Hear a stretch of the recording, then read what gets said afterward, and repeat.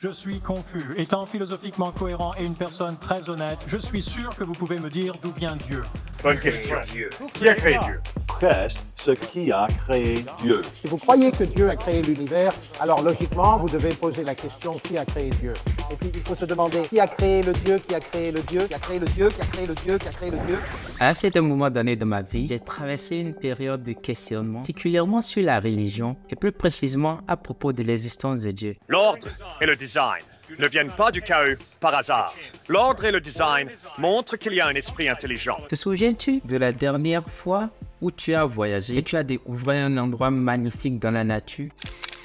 Tu étais tellement émerveillé par ce que tu voyais que tu ne pouvais pas t'empêcher de te demander si toute cette beauté est juste le fruit du hasard, le résultat d'une explosion aléatoire, comme le dit la théorie du Big Bang. Pourrait-il y avoir un créateur derrière une telle belle création? Je me suis également retrouvé dans une telle situation.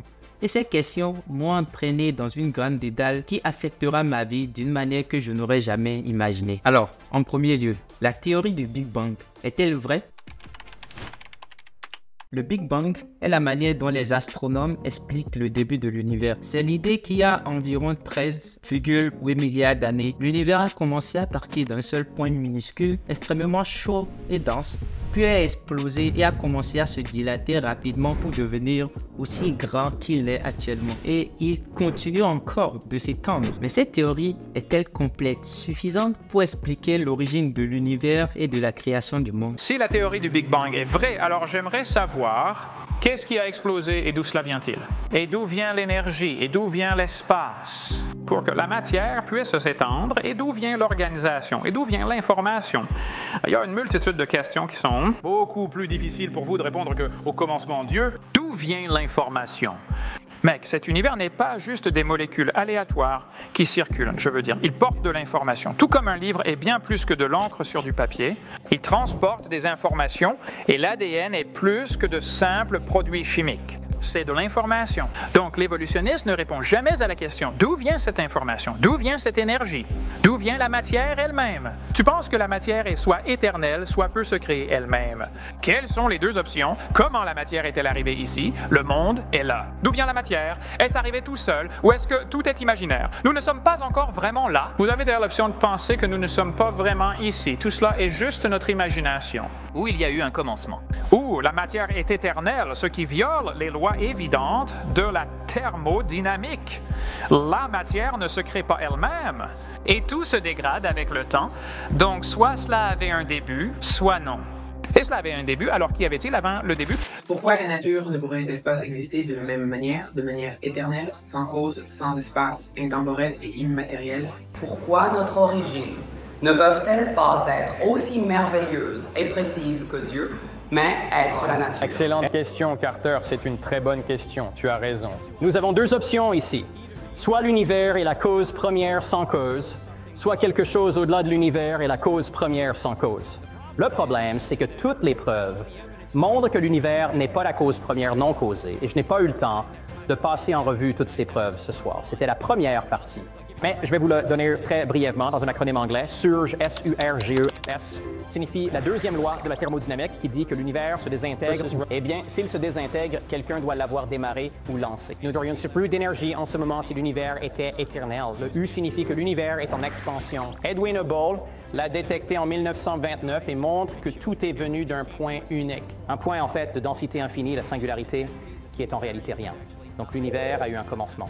Le R dans SURGE représente le rayonnement fossile. C'est la chaleur résiduelle découverte par Penzias et Wilson en 1965, ce qui est littéralement la preuve irréfutable du Big Bang. Il y a de la chaleur résiduelle du Big Bang encore présente, ce qui montre que l'univers a eu un début.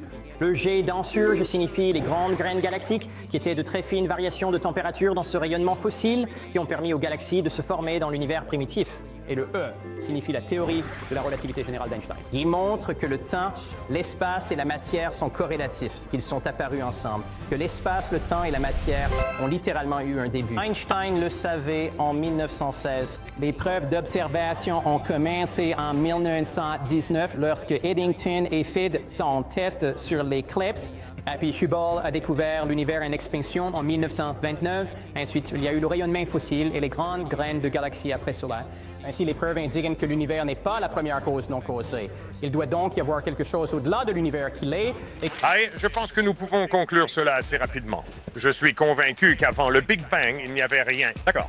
Bon, et c'est ce qu'Einstein a reconnu. Et c'est pourquoi Einstein a essayé de battre le Big Bang, en introduisant le fudge factor, pour essayer de prouver que le Big Bang n'était pas vrai. Parce qu'Einstein comprenait que si le Big Bang est vrai, mon panthéisme, qui signifie que tout est Dieu, est faux. Il y a un créateur, parce que tout ce qui a un début a une cause. L'univers a un début, donc l'univers a une cause, et il est beaucoup plus raisonnable de croire qu'au commencement il y avait une intelligence. Il est plus facile de croire cela que de croire que rien ne l'a causé. Et c'est philosophiquement inacceptable. Boum! Qu'est-ce qui a causé cela? Rien? C'est de la stupidité. De la stupidité pure. Tout ce qui a un commencement a une cause. L'univers a un commencement. Par conséquent, l'univers a une cause. Quelle est la meilleure réponse à la question « Qui a causé l'univers » ? Dans ce cas, ce sera Dieu. Oui, c'est l'explication la plus raisonnable. Donc, il n'a aucun sens de dire que l'univers vient de nulle part, que cela a été généré de rien du tout. Il doit forcément y avoir une cause, une source qui a mis en mouvement tout ce qui est arrivé par la suite. Et c'est ce qu'on appellerait du coup Dieu. Mais la question qu'on se pose, c'est si on ne peut pas appliquer ce même principe à Dieu en disant si on estime que Dieu a créé l'univers, alors il a sûrement été aussi créé par quelque chose. Et la question serait donc, qui a créé Dieu? Ou quelle est l'origine de Dieu? Tu as dit quelque chose à propos de, genre, la vie ne venant pas de la non-vie.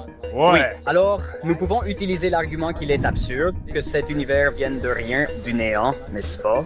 Donc, il doit y avoir quelque chose qui a créé l'univers, non? Alors, pourquoi ne prenons-nous pas cela? Pourquoi? Pourquoi cette même logique n'est-elle pas applicable à Dieu? Comme pourquoi ne pourrions-nous pas dire, eh bien, pourquoi Dieu est-il là? Genre, qui a Bonne créé question. Dieu? Qui a créé Dieu? Cliff, si tu dis que quelqu'un a dû créer l'univers, pourquoi cela ne signifie-t-il pas que quelqu'un a créé Dieu? Votre question, d'où vient Dieu, suppose que vous pensez au mauvais. Évidemment, cela montre que vous pensez au mauvais Dieu, car le Dieu de la Bible n'est pas affecté par le temps, l'espace ou la matière. S'il est affecté par le temps, l'espace ou la matière, il n'est pas Dieu. Le temps, l'espace et la matière sont ce que nous appelons un continuum. Ils doivent apparaître au même instant, parce que s'il y avait de la matière mais pas d'espace, où la mettriez-vous? S'il y avait de la matière dans l'espace mais pas de temps, quand le placeriez-vous? Vous ne pouvez pas avoir de temps, l'espace ou la matière indépendamment. Ils doivent venir à l'existence simultanément. La Bible répond à cela en 9 mots. Au commencement, ça c'est le temps. Dieu créa les cieux. Ça c'est l'espace. Et la terre, ça c'est la matière. Donc vous avez le temps, l'espace et la matière qui constituent une trinité de trinités. Le temps est composé du passé, du présent et du futur. L'espace, de la longueur, la largeur et de la hauteur. La matière est solide, liquide ou gaz. Vous avez donc une trinité de trinités créées instantanément. Et le Dieu qui les a créées doit être en dehors d'eux.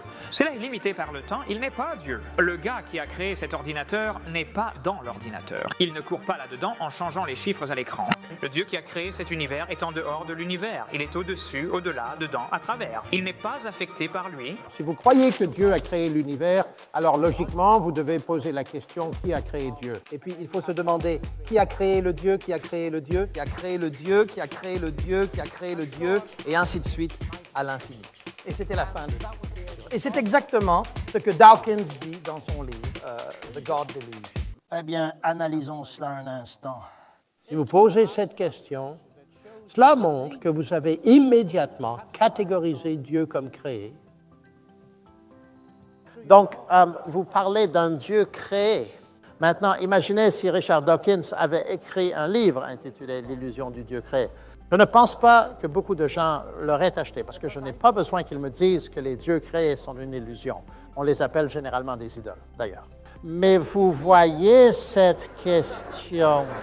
Cette question est extrêmement intéressante parce que c'est une illustration d'une question qui déjà écarte l'explication la plus susceptible d'être vraie, car l'affirmation chrétienne est que Dieu n'a pas été créé. Donc, si Dieu n'a pas été créé, au commencement était le Verbe. Et j'en viens maintenant à votre 3 en 1.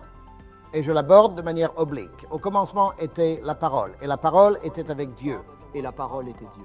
Il était déjà. Donc, l'affirmation centrale du christianisme est, et dans le judaïsme et l'islam, bien sûr, également, est que Dieu est éternel. La question, par définition, ne s'applique même pas à lui.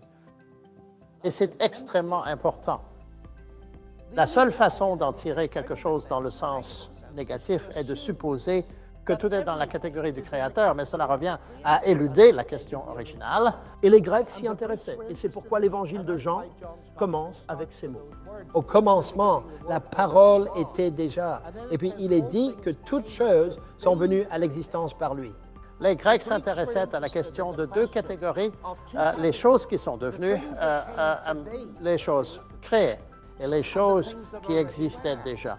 Et la question se résout à cela. Y a-t-il une chose ou un être qui n'a jamais été créé? Et c'est la revendication chrétienne. Et il est appelé Dieu. Mais il y a un petit connaisseur pour cela, vous voyez. Richard Dawkins et moi avons débattu de ce sujet à Oxford. Et je lui ai dit, Richard, vous dites que de demander qui a créé Dieu est une question légitime. Je ne pense pas que ce soit le cas. Mais permettez-moi d'assumer maintenant que ça l'est. Vous croyez que l'univers vous a créé. Alors, je vous demande maintenant, en utilisant votre propre question, qui a créé votre Créateur? J'attends toujours la réponse jusqu'à ce jour. Toutes ces discussions établissent clairement qu'il y a un être qui n'est pas impacté par le temps, l'espace et la matière, et qui est à l'origine de toutes choses et qui serait du coup un être éternel. Et c'est ce qu'on appellerait alors Dieu. Mais la question qu'on pourrait se poser, c'est oui, El Shaddai, si on accepte qu'il y a un Dieu et que ce Dieu-là existe, est-ce que nous sommes obligés d'associer la théologie à cette connaissance? Qu'est-ce que je veux dire par là? Est-ce que nous sommes obligés de connaître ce Dieu ou d'adorer ce Dieu? Et ma réponse pour toi va être non. Et je pense que c'est ça qu'on appelle le libre arbitre.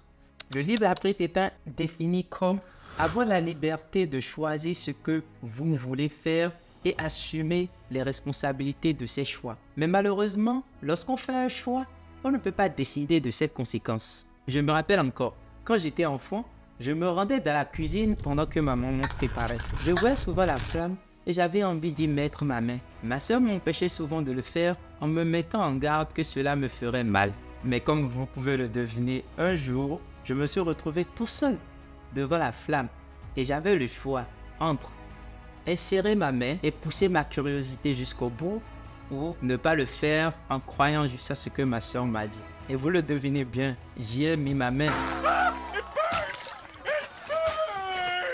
Vous voyez, je pouvais choisir ce que je voulais faire, mais je ne pouvais pas décider des conséquences. En d'autres mots, je ne pouvais pas choisir de mettre ma main dans le feu et décider de ne pas être brûlé.